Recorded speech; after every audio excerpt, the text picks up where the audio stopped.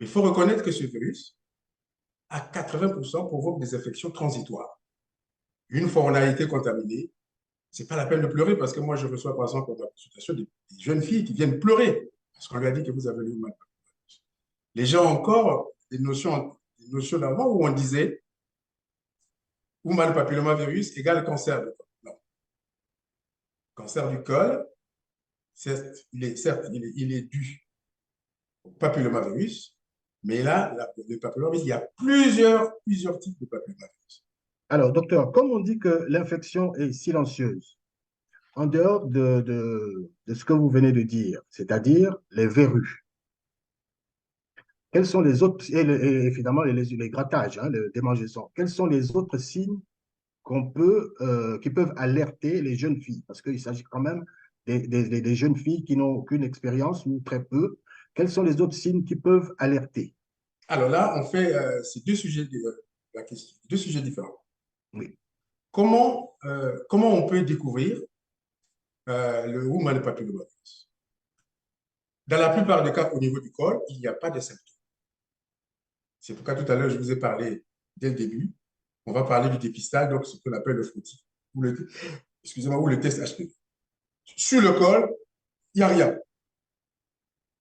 On le découvre après avoir fait un frottis ou après avoir fait le test HPV.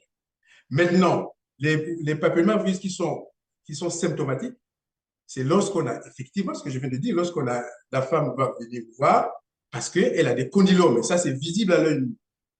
Mais là, déjà, la lésion est là. Ou c'est un homme qui vient vous voir au niveau du pénis, il a des condylomes. Et ça, là, on découvre qu'effectivement, il a le virus, il est porteur du virus. Parce que là, c'est symptomatique. Mais au niveau du corps, il n'y a aucun symptôme. D'accord. D'où l'importance, effectivement, du dépistage. Quelle est la place du préservatif alors? Le préservatif joue un rôle important, non seulement pour le papillomavirus, mais pour d'autres infections sexuellement transmissibles. Vous allez me dire aujourd'hui que, mais pourquoi, comment se fait-il qu'il y a des patients, il y a des patientes qui viennent vous dire, mais voilà, moi j'ai l'habitude d'avoir de la peau sexuelle avec mon conjoint ou mon petit ami avec des préservatifs, mais comment se fait-il que j'ai attrapé ce virus? Ce que je vais rappeler ici, je pense que je ne l'ai pas dit très tôt, ce virus a un tropisme cutanéo-muqueux. C'est-à-dire qu'il y a un portage sur le plan cutané et sur le plan des muqueuses. Une femme qui a des rapports sexuels avec son conjoint. Mais vous savez, quand on a des rapports sexuels, souvent il y a des préliminaires. Et quand on a des préliminaires, on peut parfois se servir des touchés digitaux. Et dès lors que ce virus a un tropisme cutanéo-muqueux, donc rien que par le doigt, quand vous avez des préliminaires, vous pouvez transmettre le virus à votre partenaire.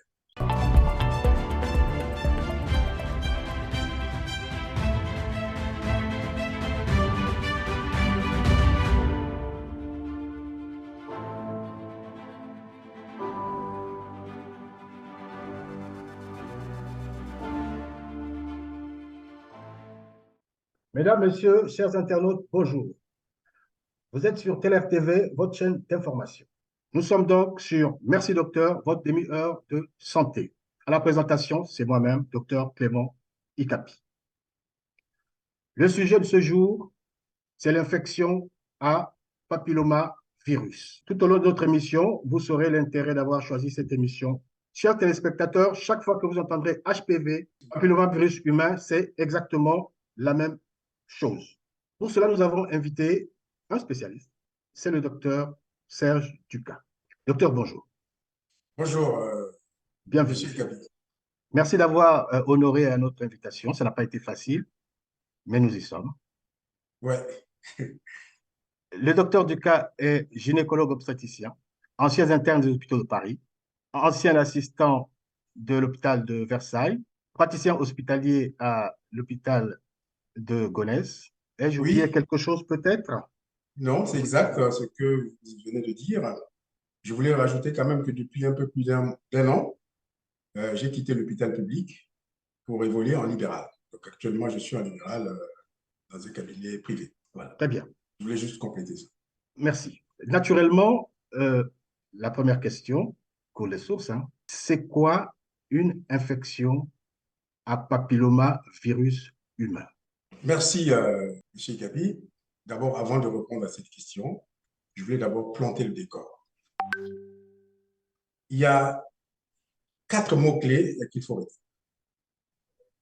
Le cancer du col, le dépistage, le frottis cervico-utérin et le test HPV. HPV, vous l'avez dit, c'est le Human Papillomavirus, ça c'est en anglais, papillomavirus humain en français. Ces 4 mots-clés-là sont très importants. Vous ne pouvez pas parler de Human Papillomavirus sans parler du cancer du col. Vous ne pouvez pas parler de Human Papillomavirus sans parler du dépistage. Vous ne pouvez pas parler de Human Papillomavirus sans parler du frottis cervico-utérin. Vous ne pouvez pas parler de Human Papillomavirus sans parler du test HPV, le test Human Papillomavirus. On va revenir. Une fois j'ai planté ce décor, vous m'avez posé la question de savoir c'est quoi une infection. C'est porter en soi le virus, Human Papillomavirus, après une contamination. Pour aller encore un peu plus loin, il faut savoir qu'il n'y a pas qu'un seul papillomavirus. Il y a des papillomavirus. Il y en a plusieurs souches, plus d'une centaine. Je pense qu'on va revenir là-dessus. Voilà ce que je voulais d'abord dire. Alors, mais comment attrape-t-on cette pathologie?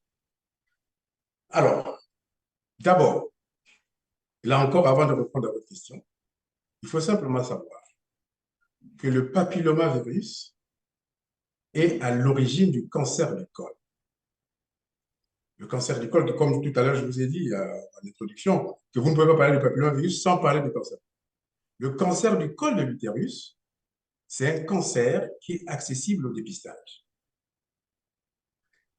Comme au même titre que le cancer du sein, par la mammographie et l'échographie, vous avez aussi le cancer colorectal qui est accessible au dépistage et le cancer du col. Donc, le cancer du col est accessible au dépistage.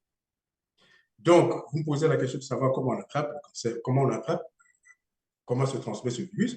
Eh bien, tout simplement, ce virus se transmet par voie sexuelle. D'ailleurs, il est dit depuis plusieurs années que le cancer du col, c'est une maladie sexuellement transmise. C'est une maladie sexuellement transmise. Vous ne pouvez pas trouver le cancer du col chez une femme vierge. Ce n'est pas possible. Donc, c'est une maladie sexuellement transmise. Donc, le virus, le human papillomavirus se transmet par contact sexuel. Donc, ça fait partie des infections sexuellement transmises. Pour bien comprendre l'intérêt pour nous d'avoir choisi ce sujet, nous allons faire un peu d'épidémiologie. Les infections à papillomavirus sont très fréquentes, contrairement à ce qu'on pense. Elles se transmettent par contact sexuel, le docteur l'a dit. Il s'agit d'une infection qui préférentiellement atteint les femmes. Environ 8 femmes sur 10 seront exposées ou sont exposées à cette pathologie. Et 60% d'entre elles, l'infection est contactée dans les premiers moments au niveau de l'adolescence, s'il vous plaît. La difficulté dans le suivi, c'est que la maladie est parfois silencieuse. Donc, pas de signe parfois. Le docteur, là aussi, nous donnera des pistes, puisque ça atteint les jeunes enfants et il faut bien donc surveiller, il faut bien leur expliquer. Sachant qu'il existe près de 600 000 cas en France diagnostiqués. Parmi elles, il y a un peu plus de 3000 cas voilà, par an ici en et France. près de 1400, 1500 décès. Nous n'avons pas les statistiques des autres pays, mais nous sommes en France, désolé. Ces chiffres commencent à baisser à cause du vaccin qui est maintenant mis en place. Depuis quelques jours, donc le 28 février 2023, là, il a été mis en place en France une campagne de vaccination contre l'infection à papillomavirus dans les établissements scolaires pour les élèves de 11 à 14 ans. Pour la petite histoire enfin, la vaccination contre le papillomavirus humain existe depuis 2007, essentiellement chez les jeunes filles d'abord. Mais depuis le 1er janvier 2021, la vaccination est étendue maintenant aux jeunes garçons au même âge, c'est-à-dire avant le début de l'activité sexuelle. Pour terminer, la vaccination protège quand même jusqu'à 98%. C'est dire que la vaccination est assez efficace. Alors, docteur, euh, de tout ce que vous venez de nous dire, est-ce que le papillomavirus intéresse toutes les couches sociales ou alors les couches les plus prédisposées, si jamais prédisposition il y a? D'abord, je voulais souligner quelque chose. Le papillomavirus, aujourd'hui, est à l'origine du cancer du col de l'utérus. Mais il est aussi à l'origine du cancer du vagin, du cancer de la vulve, du cancer de l'anus, mais aussi du cancer du pénis chez le partenaire. Et on le retrouve aussi dans le cancer de la sphère ORL. Tout ce que je peux vous dire, c'est que la prévalence est très élevée hein, chez les jeunes femmes. Elles se contaminent vraiment dès lors qu'on a des rapports sexuels précocement. On aura toute la malchance de croiser ce virus. Ça, c'est clair. Parce que ce virus, il est vraiment parmi les jeunes, c'est la prévalence est très élevée. Donc, il ne faut pas faire peur aux patientes. Il faut leur simplement expliquer que c'est normal entre 17, 18, 19 ans qu'on puisse avoir ce virus. Parce que vraiment, le taux est très élevé, ce virus. Mais il faut reconnaître que ce virus, à 80%, provoque des infections transitoires. Une fois on a été contaminé, c'est pas la peine de pleurer parce que moi, je reçois par exemple dans la consultation des jeunes filles qui viennent pleurer parce qu'on lui a dit que vous avez le mal. Les gens ont encore des notions d'avant où on disait human papillomavirus égale cancer du col. Non. Cancer du col, certes, il est dû au papillomavirus, mais là, le papillomavirus, il y a plusieurs types de papillomavirus. Il y a des papillomavirus qui sont à bas risque. Bon, je n'ai pas toutes les souches en tête. Si vous prenez par exemple la souche 11, la souche 6, 11, c'est des souches à bas risque. Ça veut dire que rarement ces souches peuvent provoquer les cancers. Ces souches vont provoquer ce qu'on appelle des condylomes vaginaux, des condylomes vulvaires, des condylomes au niveau de l'anus. Les condylomes, c'est quoi? C'est cette espèce de verrue. Vous allez recevoir une patiente qui vient en consultation qui vous dit, mais docteur, je me gratte depuis un bon moment, j'ai des boutons qui sont à bas. Ah bon, ben d'accord. Et vous allez examiner la personne, ce sont des condylomes. Ça, c'est par exemple les Les souches de... condylomes, excusez-moi docteur, c'est ce qu'on appelle vulgairement le crête de Oui, coq. oui, condylome en termes médicaux ou crête de coq en termes médicaux aussi. Mais pour expliquer aux populations, ça se présente comme sous forme de verrues qu'on retrouve au niveau de la vulve et dans la cavité vaginale, au niveau de la marge anale et au niveau de la muqueuse rectale. On peut retrouver ça aussi sur le pénis de l'homme. Donc ça, c'est les souches euh, qui sont à bas risque. Et vous avez des souches qui sont à haut risque. Alors là, c'est là où vous allez retrouver la souche 16, 18 18. et les autres. Et ça, c'est des souches à haut risque oncogène. Et ça, quand vous faites justement le test HPV ou le frottis, on va revenir là-dessus. Et quand ça persiste, et ça peut être inquiétant. Et bien, vous avez aussi d'autres souches qui sont à risque intermédiaire, qui ne donnent pas forcément le cancer, mais qui ne donnent pas forcément. Donc, c'est à risque intermédiaire, entre les deux. Donc, à partir de 32, 33, 35 et autres. Je n'ai pas toutes les souches en tête. Donc, voilà. Donc, pour les populations, il faut simplement savoir qu'il y a des souches à bas risque, il y a des souches à haut risque. À haut risque de quoi? De cancer du col de l'utérus, du pénis ou du vagin. Et il y a des souches intermédiaires.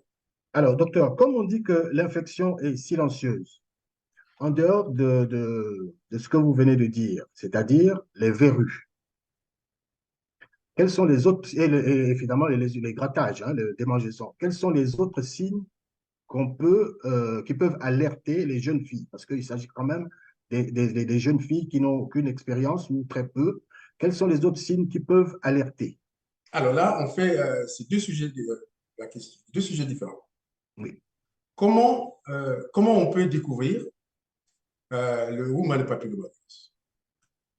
Dans la plupart des cas, au niveau du col, il n'y a pas de symptômes. C'est pourquoi tout à l'heure, je vous ai parlé dès le début. On va parler du dépistage, donc ce qu'on appelle le frottis, excusez-moi, ou le test HPV. Sur le col, il n'y a rien. On le découvre après avoir fait un frottis ou après avoir fait le test HPV. Maintenant, les papillomavirus qui sont symptomatiques, c'est lorsqu'on a, effectivement, ce que je viens de dire, la femme va venir vous voir parce qu'elle a des condylomes. Et ça, c'est visible à l'œil nu. Mais là, déjà, la lésion est là. Ou c'est un homme qui vient vous voir au niveau du pénis, il a des condylomes. Et ça, là, on découvre qu'effectivement, il a le virus, il est porteur du virus. Parce que là, c'est symptomatique. Mais au niveau du corps, il n'y a aucun symptôme. d'accord. D'où l'importance, effectivement, du dépistage. Alors, docteur, vous avez dit que c'est une infection sexuellement transmissible. Évidemment, je me pose la question de savoir quelle est la place du préservatif alors? Le préservatif joue un rôle important, non seulement pour le papillomavirus, mais pour d'autres infections sexuellement transmissibles. Vous allez me dire aujourd'hui que, mais pourquoi, comment se fait-il qu'il y a des patients, il y a des patientes qui viennent vous dire, mais voilà, moi j'ai l'habitude d'avoir de la sexuelle avec mon conjoint ou mon petit ami avec les préservatifs, mais comment se fait-il que j'ai attrapé ce virus? Ce que je vais rappeler ici, je pense que je ne l'ai pas dit très tôt, ce virus a un tropisme cutanéo-muqueux. C'est-à-dire qu'il y a un portage sur le plan cutané et sur le plan des muqueuses. Une femme qui a des rapports sexuels avec son conjoint. Mais vous savez, quand on a des rapports sexuels, souvent il y a des préliminaires. Et quand on a des préliminaires, on peut parfois se servir des touchés digitaux. Et dès lors que ce virus a un tropisme cutanéo-muqueux, donc rien que par le doigt, quand vous avez des préliminaires, vous pouvez transmettre le virus à votre partenaire. Ce qui fait que le temps de, quand vous porterez le préservatif, il est déjà trop tard. Voilà comment on peut expliquer pourquoi il y a des personnes qui te disent, mais voilà, moi j'ai des rapports avec mon conjoint, mais comment se fait-il que j'ai... Ben oui, parce qu'il y a des touchés digitaux qui peuvent transmettre ce virus avant même que vous portez le préservatif. Entre-temps, on a dit que ben voilà, le virus pouvait traverser le préservatif. Je n'ai pas cette notion, mais au moins, on peut expliquer comment on peut avoir le virus avant même de porter le virus. Il y a autre chose qui est très intéressant de rappeler ici devant nos téléspectateurs. Vous savez, même quand on est je parle de l'homosexualité féminine. Moi, j'ai reçu des patientes ici qui sont venues me voir, qui me disent, mais voilà, non, docteur, mais j'ai dit, est-ce que je peux vous faire le frottis? Non, non, ça ne sert à rien puisque moi, je n'ai pas de rapport avec elle. J'ai dit, ah non, madame, même si vous n'avez pas de rapport avec un homme, dans les préliminaires, même si c'est un rapport entre femmes et femmes, dans les préliminaires, on peut vous transmettre ce virus. Et ce virus peut aller directement au niveau du col et induire des lésions. Donc, même vous, vous êtes candidate au dépistage du cancer du col. Ah bon? Ben oui, elle est surprise. Je dis, ben oui, parce qu'on peut l'avoir au niveau des... Très bien, docteur, merci. Alors, au début de l'émission, j'ai oublié de vous dire qu'il avait été prévu un micro-trottoir qu'on n'a pas pu faire à cause des intempéries, mais toutes les questions que je vous pose, docteur, sont des questions qui viennent des jeunes filles elles-mêmes. Nous avons fait un trottoir et par téléphone, ils nous ont appelés pour nous donner certaines questions qu'on a essayé de sélectionner. Bon, il y en a d'autres peut-être qui viendront au cours de l'émission que je peux vous poser venant de moi, mais 80% des questions ici viennent des jeunes filles. Comme on dit, il n'y a jamais de questions inutiles, il y a toujours des questions. Alors, en cas de... Une question m'avait été posée, effectivement, en cas d'agression sexuelle. Elle m'a bien expliqué.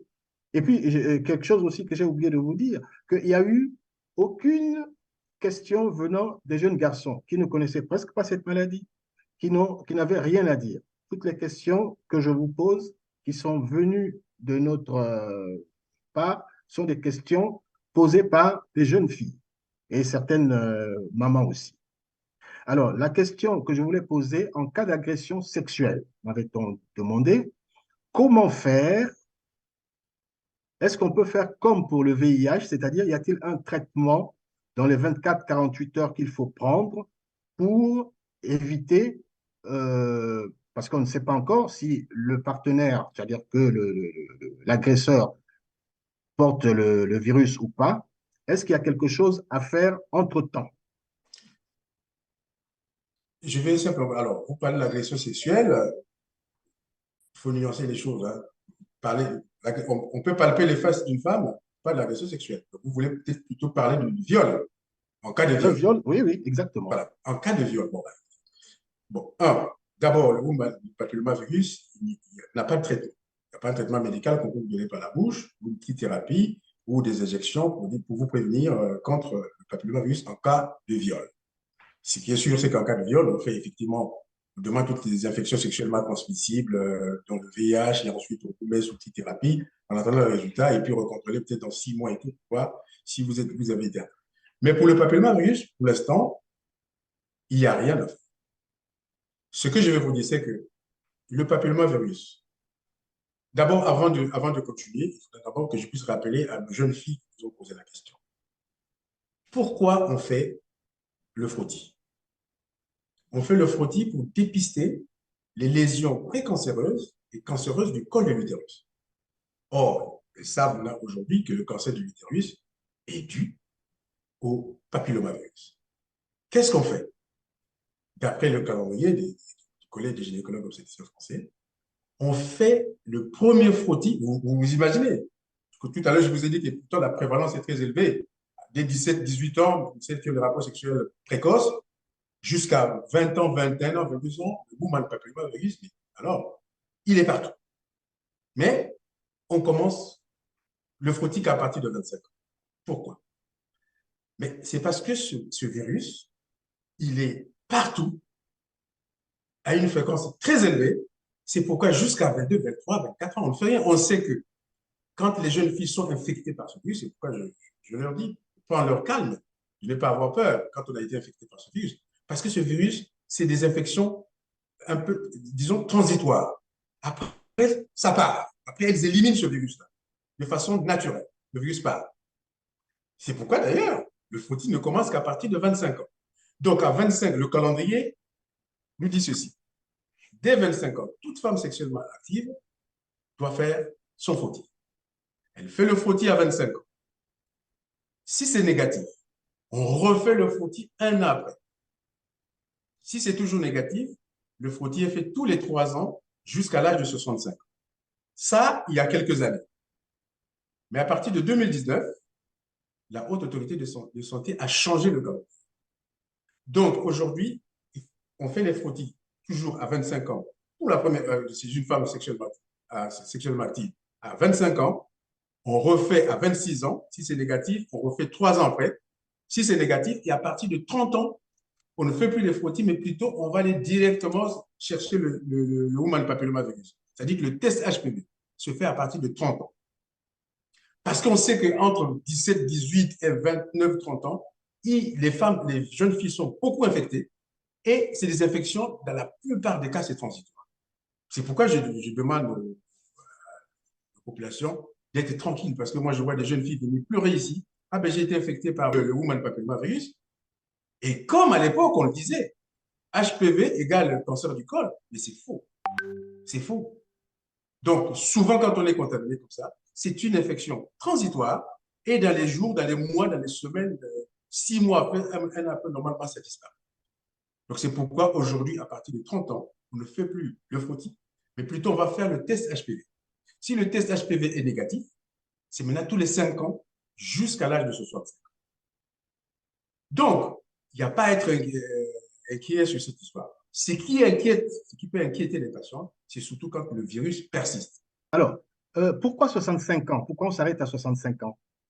Bon, d'abord, 65 ans, parce que quand on parle de 65 ans, c'est une patiente qui est ménopausée. Vous savez que quand on fait les frottis, le frottis se fait au niveau de la zone de jonction. Là, c'est un peu beaucoup plus compliqué pour expliquer aux patients. C'est-à-dire que la zone de jonction, c'est là où se retrouve la muqueuse endocervicale et la muqueuse exocervicale. C'est au niveau du col. C'est là où souvent on fait des fautes. Or, chez la femme ménopausée, cette zone remonte un peu plus haut. Ça devient difficile. Je vous assure que vaut mieux faire un frottis à une patiente plus jeune qu'une patiente ménopausée parce que là, vraiment, ça remonte. Ça, c'est la première raison. Donc, ça devient difficile à 65 ans, à partir de 65 ans. Et ensuite, je pense que vraiment, si la femme, à partir de 65 ans, devient beaucoup plus sage, elle ne va pas multiplier les partenaires à 65 ans. Donc, elle aura moins de chances de tomber, de rencontrer encore ce virus. Même, quand bien même elle a été contaminée à 65 ans. Pour que le cancer du col apparaisse, il faut attendre à peu près 30 ou 35 ans. Elle aura quel âge à ce moment? Alors, ce serait ma prochaine question. Quels sont les délais entre l'infection à papillomavirus et les lésions précancéreuses, d'une part? D'autre part, quels sont les délais entre les lésions précancéreuses et le cancer lui-même? Et vous profiterez de nous expliquer c'est quoi une lésion précancéreuse. Bon, la lésion précancéreuse, alors je vais essayer d'expliquer avec des termes pas très techniques, parce que c'est là où c'est la partie la plus compliquée de l'émission.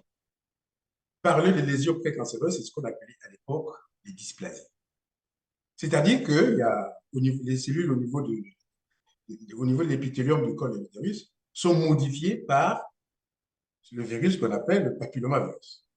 C'est comme ça qu'il Donc, c'est enclenche juste, en fait, les lésions précancéreuses, c'est juste une modification des cellules au niveau du col. au niveau du col. Donc, Donc, par ça ce devient une virus dysplasie. qu'on appelait à l'époque dysplasie.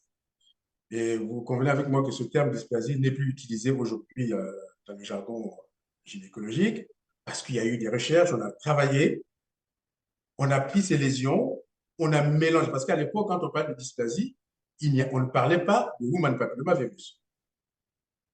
On ne parlait que de dysplasie. Mais maintenant, aujourd'hui, dans la classification, donc il y avait des dysplasies légères, il y avait des dysplasies modérées et des dysplasies sévères.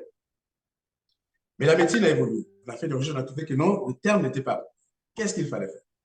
Puisqu'on sait aujourd'hui que c'est le human papillomavirus qui modifie les cellules au niveau de l'épithélium du col. Et donc, qu'est-ce qu'ils ont fait? Qu'est-ce qu'on a fait en médecine? On a introduit donc, on a la dysplasie, on a mélangé la dysplasie et la présence de human papillomavirus. C'est ça qui aujourd'hui a mis ce qu'on appelle la classification CIN, néoplasie intracervicale. Néoplasie intracervicale. CIN1, parce que là-dedans, on a mis maintenant le virus. CIN1, donc ça c'est léger. Donc il y a eu CIN2. Alors là, je ne vais pas rentrer dans le détail, c'est l'atteinte de l'épithélium. Hein, la classification, c'est par rapport à D'accord. l'atteinte de l'épithélium. Moi, c'est surtout les délais. Voilà, alors, C'est-à-dire, les délais. Alors, il faut aussi rassurer les patientes. Docteur Ekapi, il faut rassurer les patients. Imaginez-vous, vous avez un frottis qui est pathologique. On a mis, par exemple, lésion de bas grade. Il a été démontré jusqu'aujourd'hui que la lésion de bas grade ne se transformera jamais en cancer. Lésion de bas grade ne se transformera jamais en cancer. voilà ce qui rassure déjà. Donc, aujourd'hui, ça, je me permets de vous le dire, les patientes peuvent être tranquilles si dans son frottis ou sa biopsie, on a dit que c'est une lésion de bas grade, elle peut dormir tranquille. Donc, tout à l'heure, on va voir si on peut aborder effectivement la prise en charge de ces lésions précancéreuses. Donc, une femme qui a CIN ou une lésion de bas grade, ça ne va jamais se transformer en cancer. Mais par contre, quand on a une lésion de haut grade, alors c'est là où il faut se poser beaucoup de questions. Parce que dans la lésion de haut grade, c'est là où on a mis la dysplasie modérée et sévère. Et ils ont mélangé les deux, ils ont mis dans le compte la lésion de haut grade. Haut grade. Ça veut dire que dans le haut grade, là, c'est là, vous savez que le diable se cache dans le détail. C'est dans le haut grade où effectivement le cancer débutant, le cancer invasif, in situ, peut exister. C'est pourquoi dès qu'une patiente a une lésion de haut grade, ben, écoute, tout de suite, il faut vraiment la prendre. C'est là où il faut se poser des questions peut-être. Mais en tout cas, la lésion de bas grade, pour passer, quand on a un CIN1, ça ne va jamais se transformer en CIN2, contrairement aux anciennes notions qu'on avait. Non. Donc, si j'ai bien compris, il faut au moins une trentaine d'années. Ah oui, pour l'apparition, Oui, l'apparition du cancer.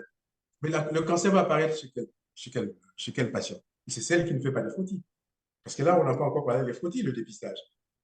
Et quand vous faites vos frottis régulièrement, même si vous avez la lésion de bas grade, ça ne se transformera jamais en cancer. Jamais. Ça, il y a des études qui ont été faites. Moi, j'ai eu une formation il y a plus de 2 ans où on en a parlé. Il n'y a pas de transformation de CIN1 en CIN2. très bien. Alors, maintenant, nous y sommes. Quels sont les moyens de prise en charge actuellement disponibles pour ce genre de pathologie, docteur? Alors, tout à l'heure, quand vous avez rappelé dans l'épidémiologie, je voulais ajouter, effectivement, moi également, je ne connais pas les statistiques de certains pays, surtout en Afrique, mais je sais au moins en France, il y a plus de 3000 cas de contamination par an, Annuel. annuel. Plus de 3000 cas. Et puis à peu près plus de 1700, 1100 ou 1200 décès de cancer du col. Et donc, je vous ai dit tout à l'heure, je vous avais parlé de 3 cancers qui sont accessibles au dépistage, le cancer du sein, le cancer colorectal, par rechercher le sang, les selles le sang occulte dans les selles. Mais Mhm. vous avez le cancer du col qui est accessible. Ce qui est intéressant pour ce cancer, c'est ça. Il est accessible au dépistage. Et le dépistage, c'est quoi? C'est le frottis. Je viens de vous le dire tout à l'heure. En France, il y a un dépistage. Aujourd'hui, même, je pense que la Sécurité sociale a pris en charge, qui envoie des documents ce qu'on fait pour la mammographie. Les femmes reçoivent des documents de la Sécurité. Donc, c'est vraiment, vraiment un dépistage ciblé. Donc, c'est le frottis. Le frottis, c'est un examen très capital. On fait le frottis chez toute femme sexuellement active à partir de 25 ans. Si c'est négatif, tout à l'heure, je l'ai dit, on refait à 26 ans. Pourquoi? Pourquoi on refait à 26 ans? Vous avez dû me poser cette question, mais pourquoi refaire à un an après? Ben oui, parce que la cytologie n'est pas fiable à 100%. C'est pourquoi, ah bon, c'est négatif, ben écoutez, vous revenez l'année prochaine à 26 ans pour refaire. Et si ça confirme négatif, dans 3 ans, vous faites le frottis, et aujourd'hui, à partir de 30 ans, on va chercher le Human Papillomavirus. Donc, c'est le frottis. C'est un examen, enfin, un dépistage capital pour le cancer. Une fois la prise en charge, je ne vais pas aller dans le détail parce que ça serait beaucoup plus compliqué pour les patients. Quand vous avez un frottis qui est pathologique, à 25 ans, 26 ans, 27 ans, 28 ans, qu'est-ce qu'on fait? On fait une colposcopie. C'est quoi la colposcopie? La colposcopie, on fait une colposcopie et puis une biopsie. Alors, c'est quoi la colposcopie? Bon, je n'ai pas un autre terme pour expliquer ce que c'est. C'est un appareil, c'est une loupe, en fait. C'est une loupe qui nous permet de regarder fort grossissement le col de l'utérus. C'est simple, c'est pas douloureux puisque ça touche pas le corps. Donc en fait, on va regarder le col à travers une loupe. Mais pour regarder le col à travers une loupe, on badigeonne quelques substances qu'on appelle soit l'acide acétique, je ne veux pas rentrer dans le détail, soit euh, le, le lugol. Mhm. Alors, ces deux solutions fait apparaître les lésions précancéreuses du corps. À l'œil nu. À l'œil nu, à partir de la loupe, puisque vous avez mis le colposcope. Donc, ces deux solutions, soit vous utilisez l'acide acétique, L'un soit ou le l'autre. liquide. Ouais. Ça va présenter effectivement la zone où vous allez faire la biopsie. C'est quoi la biopsie? C'est le prélèvement du tissu au niveau du col que vous allez envoyer au laboratoire. C'est ça la prise en charge. Quand vous avez un frottis qui est pathologique, ce qu'il faut faire, c'est faire une colposcopie. On met une loupe, on met ces solutions pour exposer le col, là où se trouvent les lésions, et vous allez faire, pour les populations, faire la biopsie, c'est prélever le tissu. Et on envoie au laboratoire. Et on attend le résultat. Si le laboratoire nous dit, voilà, c'est une lésion de bas grade, c'est ce qu'on appelle le CIN1, donc ça c'est vraiment un problème de classification sur le niveau de l'épithélium. Je ne veux pas rentrer dans le détail. Il y aura 2 types de réponses. Lésion de bas grade, lésion de haut grade. Si c'est une D'accord. lésion de bas grade, il n'y a pas de traitement. On va recontrôler notre frottis dans un an. Parce qu'on sait, comme je vous ai dit tout à l'heure, souvent, quand on a découvert le papillomavirus, souvent, dans la plupart des cas, à 80%, ce sont des infections transitoires. La patiente va éliminer, hein, par la carence, il va éliminer ce virus. Alors, docteur, pour bien comprendre, pour bien faire comprendre à nos internautes, je voulais insister sur quelque chose.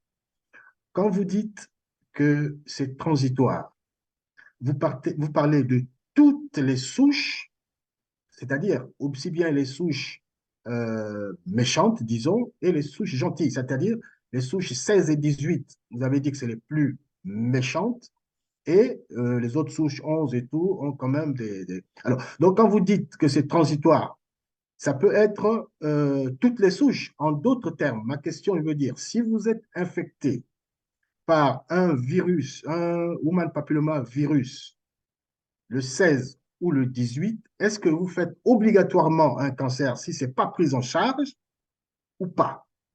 Non, mais si c'est pris en charge, C'est-à-dire que l'histoire naturelle de la maladie va nécessairement arriver au cancer, ou alors l'organisme peut aussi éviter que ces souches-là ne débouchent à un cancer du col de l'utérus. quand on est infecté par le human papillomavirus, quel que soit le type de souche, j'ai bien dit, surtout chez les jeunes filles, dans 80% de cas, vous éliminez tout ça. Vous éliminez. Donc, quelles que soient les souches, vous éliminez tout ça. Par contre, quand le papillomavirus persiste, justement, c'est là où il faut être inquiet. C'est là où il faut être un peu inquiet. Parce que logiquement, il part. Il part. Avant 30 ans, vous avez le virus est parti. Donc, si, imaginez une fille qui a fait son frottis à 25-26 ans, on a trouvé une lésion précancéreuse. Nous, on suppose qu'avant 30 ans, parce qu'à partir de 30 ans, on va aller directement chercher le virus. Puisque de toute façon, quand on a un frottis pathologique, ça veut dire que le virus, il y a un virus qui est présent. Mais si à 30 ans, qu'elle arrive, vous faites, vous faites le test HPV, elle est positive, c'est-à-dire que la patiente est positive, ou le test est positif, le test HPV. Et tout de suite, qu'est-ce que vous allez faire? Vous allez faire ce qu'on appelle une cytologie réflexe. Obligatoirement, le laboratoire, une fois ils ont vu effectivement qu'il y a le human papillomavirus, prenons le 16, chez une femme de 30 ans. Dès qu'on voit le 16, la souche 16 ou 18 ou 42, 43, c'est des souches à haut risque. Et tout de suite, ils font une cytologie réflexe. C'est-à-dire qu'on fait le frottis avec, vous savez, actuellement, on fait les frottis, on met dans un liquide qu'on envoie au laboratoire. Le laboratoire cherche le human papillomavirus. S'il n'y a rien, il met de la. Si le human papillomavirus est tout de suite avec le petit flacon que vous leur envoyez, ils vont faire le frottis. Le frottis, c'est quoi? C'est-à-dire étaler les cellules qu'on a prélevées, qui est dans le liquide, sur une lame. C'est comme on fait le frottis sanguin. Les médecins comprennent comment on fait le frottis sanguin. Oui, on avait vu ça Quand pour le paludisme. pour le paludisme, on met sur une lame. C'est ça le frottis. Il y a le frottis sanguin. Quand on recherche le paludisme, il y a le frottis, il y a le frottis pour rechercher les cellules précancéreuses. Et donc là, on fait le frottis réflexe. À partir du frottis réflexe, on va nous dire, s'il y a une lésion, il se pourrait que cette souche n'a provoqué qu'une lésion, une lésion de bas grade. Cette souche 16 ou 18, on peut avoir une lésion de bas grade avec. Et à ce moment-là, on fait ce qu'on appelle, on repart à la colposcopie. On fait une colposcopie et on fait une biopsie pour voir si c'est une lésion de haut grade ou de bas grade. Mais non, imaginez-vous qu'on nous répond que c'est une lésion de haut grade. Alors là, la prise en charge est différente. C'est à ce moment-là qu'il faut aller faire la conisation. La conisation, c'est quoi? C'est enlever une partie du col sous forme de cône. On va faire la conisation au bloc. On vous endort avec une lance diathermique. Bon, à l'époque, on le faisait avec le bistouri froid. Quand on faisait avec le bistouri froid, effectivement, on enlevait une grosse partie, c'est ça qui provoquait des fausses couches, des accouchements prématurés. Mais aujourd'hui, avec lance diathermique, les petites lames, donc vous mettez effectivement le Lugol ou l'acide acétique, vous allez juste aller enlever cette partie-là qui est visible colposcope, et vous enlevez cette partie, vous envoyez au laboratoire. Soit le laboratoire vous dit que c'est une lésion de haut grade, qu'il n'y a pas de cancer in situ, et cette femme-là doit bénéficier dans 6 mois encore un test HPV. Si c'est négatif, tant mieux, on refait dans un an. Et si c'est négatif, à ce moment-là, on refait tous les 3 ans, comme avant, tous les 3 ans. Voilà un peu la prise en charge de ces lésions précancéreuses du col de l'utérus.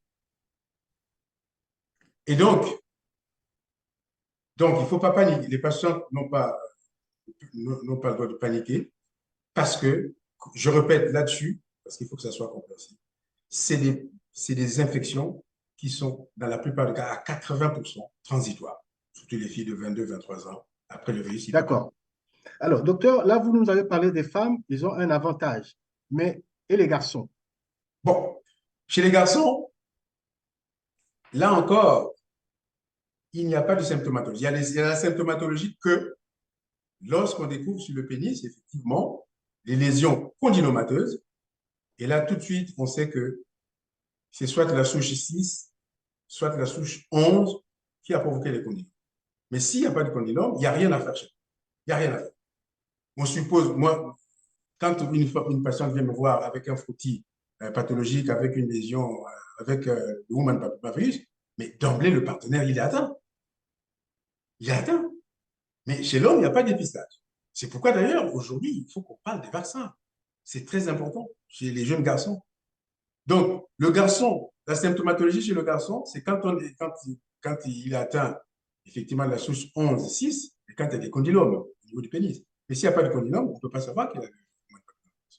Mais si sa partenaire a des lésions condylomateuses, c'est sûr que lui, il est porteur de ce virus aussi. Ça, c'est clair. Est-ce que vous pouvez, toujours pour nos internautes, rappeler les différents cancers liés au human papillomavirus, tous les sexes confondus? Voilà. Le woman papillomavirus, aujourd'hui, c'est clair, ça a été démontré. Avant je vais aller dans les détails. Il y a 20 ans, quand on avait fait, il y a des études, moi j'ai lu il y a très longtemps, je me souviens, on nous avait dit, il y a 20 ans, ou un peu plus, on nous avait dit que dans 15% des cas de cancer du col, il n'y avait pas de HPV. Ah, mais comment ça? Dans 15%, ça veut dire dans 85%, il y avait. Mais quand on a fini les techniques ont évolué, on a constaté qu'à 99,8%, 99,8%, le papillomavirus était présent au cours du cancer du col. Donc, c'est pour dire, il est responsable aujourd'hui du cancer du col. Mais non seulement le cancer du col, mais le cancer du pénis chez l'homme. Il est responsable du cancer du pénis chez l'homme. Il est responsable, il y a d'autres aussi, donc le vagin, la vulve et la sphère ORL. Vous savez, quand on a des rapports sexuels, voilà, il y a des choses, voilà, on ne À se dit cause, pas oui, à cause des habitudes des sexuelles habitudes particulières. sexuelles, voilà, voilà, assez particulières, et donc on peut être contaminé. Et là, le virus, lui, il va dans la sphère ORL au niveau du pharynx. C'est pourquoi aujourd'hui, on découvre de plus en plus des cancers dus au papillomavirus au niveau de la gorge. Donc, il y a le col, vous avez le col, vous avez le cancer du vagin, vous avez le cancer de la vulve. La vulve, ce sont des lèvres vaginales. Et vous avez le cancer au niveau de l'anus. Donc, on peut retrouver chez les homosexuels, les hommes, tout comme les femmes. Et donc, voilà. D'accord, docteur. Et la place du vaccin aujourd'hui? Alors, ça, j'avoue que la France est à la traîne. Par rapport à d'autres sociétés occidentales, la France est à la traîne. C'est un virus plutôt, c'est un vaccin qui est nécessaire. Normalement, on devait vacciner à partir de 11 ans, 14 ans, et même entre 15 et 23 ans pour des jeunes filles qui ont des rapports sexuels de moins d'un an. Et même les garçons. Mais la France est à la traîne. Il y a 2 ou 3 mois, j'avais lu un article où vraiment aux États-Unis, ça se passe très bien, dans des pays scandinaves, même en Hollande, vraiment la vaccination. En France, vous savez, hein, les problèmes de vaccin, hein, on a même eu des problèmes avec le vaccin de la Covid il n'y a pas très longtemps. Et alors, pour vacciner un enfant, il faut le consentement des parents. Or, ici en France, Oui, beaucoup surtout de que c'est des parents, mineurs. voilà, beaucoup de parents, alors, vous savez qu'un enfant, je prends les filles, hein, une enfant entre 12, 14, parfois 16 ans, n'a plus ne va pas voir le pédiatre. Non seulement ne va pas voir le pédiatre, mais également le médecin traitant. Donc, elles sont abandonnées à elles-mêmes. Donc, voilà. Donc, du coup, alors, c'est à cet âge-là qu'on devait conseiller effectivement le vaccin. Donc, à ce moment-là, à cet âge-là aussi, entre 14 et 15, rarement, on les amène chez le gynéco. Donc, pour le vaccin, vraiment, pour prévenir ces lésions-là, le vaccin fait partie de ça. Il faut vacciner les gens. Or, aujourd'hui, les difficultés que, personnellement, moi, je suis confronté à ce virus quotidiennement. Hein. Je vois les parents qui hésitent, vous disent, ben non, moi, ma fille vaccinée, c'est une porte d'entrée. Alors, il y en a qui disent c'est une porte d'entrée pour des rapports sexuels. Ah ben, Ah, il faut simplement trouver des mots pour convaincre la maman pour dire non, c'est pas une porte d'entrée pour les rapports sexuels. On ne pousse pas votre fille à aller avoir des rapports sexuels. Mais c'est surtout, c'est simplement ce vaccin, c'est pour protéger votre enfant contre le cancer du col. Contre le cancer du col. Voilà le terme qu'il faut que j'utilise. Enfin, nous sommes nombreux à le dire, que c'est pour protéger votre enfant contre le cancer du col. Donc, du coup, aujourd'hui, le vaccin, c'est très intéressant. Le vaccin, effectivement, il y a le Gardasil, mais qui ne couvre, c'est plus le Gardasil, mais qui ne couvre pas toutes les souches. Donc, même si un enfant a été vacciné, et quand elle va avoir des rapports sexuels, à 25 ans, il faut commencer le frottis parce qu'il y a ces vaccins ne protègent pas toutes les souches. Mais déjà, la souche 16, 18, qui sont les plus dangereuses, oui. et puis les souches les plus dangereuses. Et puis vous avez aussi la souche 6 et 11 qui provoquent des lésions condylomateuses. Donc, c'est déjà, si vous pouvez déjà éviter ça, c'est déjà très intéressant. Donc, Alors, qu'est-ce que vous pouvez dire aujourd'hui à ceux qu'on appelle les anti-vaccins? Parce que c'est important. Il y a des gens qui considèrent que, vous avez vu, vous venez de le dire d'ailleurs, pour ce qui est de la COVID-19, qu'est-ce que vous dites aux anti-vaccins aujourd'hui à propos de la vaccination contre l'infection à papillomavirus humain? moi, je leur dirais, c'est contre le cancer du col. C'est vrai que le virus est dirigé contre le human papillomavirus, mais c'est surtout le cancer du col. Ce serait bête que dans la vie, une femme aujourd'hui, une jeune femme aujourd'hui, qui se retrouve à 45 ou 50 ans avec le cancer du col, alors qu'aujourd'hui, toutes les conditions sont réunies quand même pour éviter ce cancer. Parce que ce cancer, il y a 20 ans ou 25 ans, ce cancer occupait était en 10e position en France. Aujourd'hui, avec des frottis ciblés et tout, ce cancer est réglé et est devenu maintenant, je crois, le 12e ou le 13e cancer en France. Mais je ne sais pas quelle est la position de ce cancer dans d'autres pays ou dans d'autres continents. Donc, dire aux anti-vaccins, voilà, je leur dis simplement que c'est très important. C'est très important pour de les amener à l'hôpital ou voir le médecin traitant ou le pédiatre ou le gynécologue pour faire vacciner leur enfant. C'est très important. C'est pour éviter le cancer du col. C'est pas pour pousser, c'est pas une porte d'entrée des rapports sexuels, mais c'est pour éviter le cancer du col dans la vie future. Donc, je conseille maman réfractaire d'amener leur enfant pour le vaccin. C'est très important. C'est ça l'arsenal pour éviter le cancer du col. Donc, il y a le vaccin, il y a le frottis, le dépistage et il y a les biopsies. Il n'y a pas un traitement médical pour traiter les lésions précancéreuses. Il n'y a pas un traitement médical ou pour tuer ce virus. Donc, le vaccin, c'est très important. Docteur, l'émission est très importante et très intéressante. Il y a plein de questions, mais nous sommes quand même pris par le temps. J'aurais bien voulu terminer toutes les questions. Ça va être difficile. Euh, En gros, qu'est-ce qu'il faut retenir de tout ce qui vient d'être dit plus haut? Le cancer du col, c'est une maladie sexuellement transmise. Donc, c'est une maladie sexuellement transmissible et donc, hein, comme c'est un cancer, donc potentiellement létal. C'est bien ça. Ça Oui, peut tuer. bien sûr. Mais il n'y a pas que le cancer du col, il y a aussi les autres cancers, comme vous nous avez dit, le cancer des autres organes qui sont liés aux nouvelles techniques sexuelles particulières. Celles-là aussi peuvent tuer. Le cancer tue. Le cancer Si reste vous un n'êtes pas, cancer. si vous n'êtes pas pris en charge de façon adéquate, le cancer tue. Est-ce que, docteur, vous avez un dernier mot à dire quand on aura dit que le cancer du col est une maladie sexuellement transmissible? le cancer du col est l'infection à papillomavirus Papillomavirus. humain est une infection silencieuse, à bas bruit, qui a très peu de signes et qu'il faut que les patientes, particulièrement les femmes, puisque c'est à 80% les femmes qui sont intéressées par cette pathologie, doivent être très proches de leur gynécologue dans le suivi de leur Bilan gynécologique. bilan gynécologique habituel. Est-ce que sur tout ce qui vient d'être dit, est-ce que vous pouvez nous faire un petit résumé pour essayer de faire comprendre à nos jeunes filles, parce qu'il s'agit beaucoup plus de jeunes filles, même si les parents sont derrière, pour faire comprendre à nos jeunes filles qu'est-ce qu'il faut faire, comment ça se passe pour sortir de cette pathologie d'une part, et d'autre part, dans les zones, parce que c'est important, dans les zones où il n'y a pas suffisamment de gynécologues, comment les gouvernements peuvent faire pour organiser, parce que c'est important, des campagnes de dépistage. Alors, pour répondre à votre question, déjà en France, il n'y a pas que des gynécologues qui font le dépistage du cancer. C'est vrai que dans la plupart des cas, ce sont les gynécologues.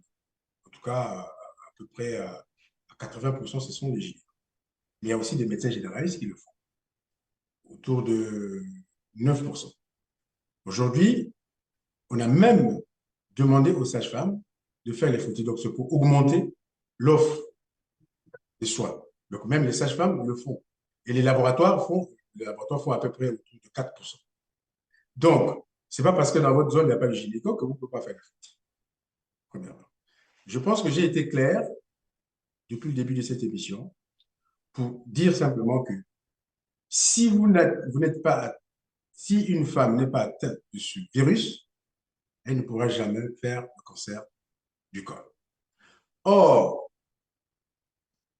quand on a ce virus, il n'y a pas de symptômes. Le seul examen qui peut nous sortir de là, c'est le frottis. Donc, ça rentre dans le cadre de ce que je vous ai dit tout à l'heure, quand je vous avais dit qu'il y a des mots-clés. Il y a le cancer du col, il y a le dépistage, il y a le frottis, il y a le testage.